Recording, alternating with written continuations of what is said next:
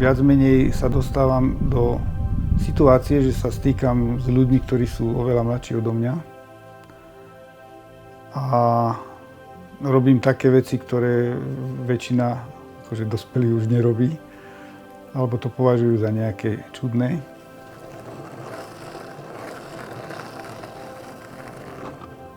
A nakoniec zistujem, že vlastne ja už by som ani nevedel s tými ľuďmi môjho veku robiť alebo zabávať sa tak ako oni.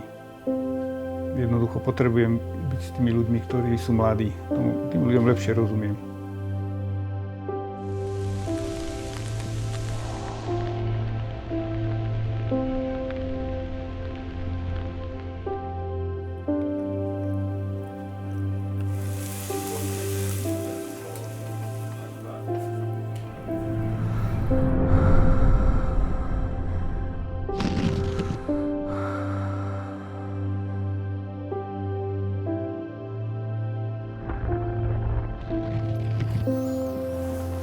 Dobre, kolego, ty si tu na to a nezáviď.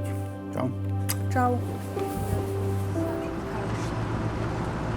Vôbec už si neviem predstaviť, že by som niekde sedel doma na zadku a robil ako ten klasický dôchodca, okopával záhradku. Celkom nedávno som si tak povedal, že v 60-ke život nekončí, v 60-ke život ešte len začína.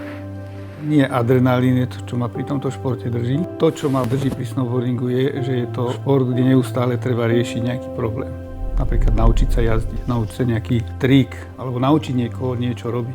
Poznávať a zapojiť svoju vlastnú tvorivosť, tak to je to, čo ma drží pri snowboardingu.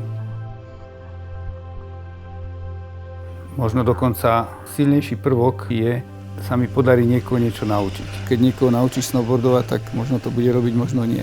Ale keď z neho urobíš snowboardera, tak proste ten snowboarding sa stane súčasťou jeho života, jeho životného štýlu.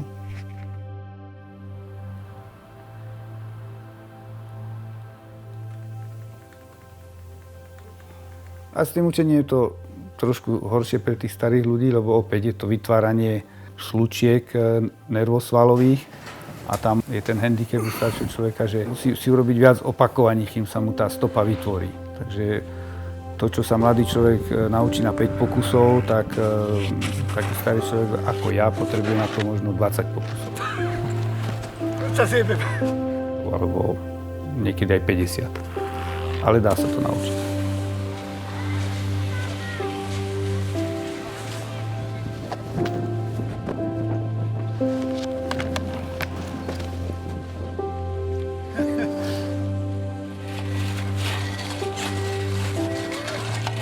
Toho, keď sa človek ženie za nejakými majetkami a podobnými vymoženostiami, ktoré síce keď nazhromaždí, má ich tam stále, môže sa na ne pozerať, ale zrazu mu ich môže niekto zobrať, že z nejakého dôvodu on nepríde.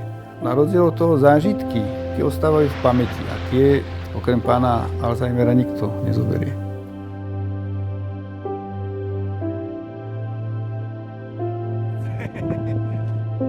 Dôchodkové jazdenie také, že len zákrutky robiť, to sa asi dá robiť dovtedy, kým človek sa udrží na nohách. Snowboardovanie je ľahšie ako chodenie. Sa postavíš a ideš.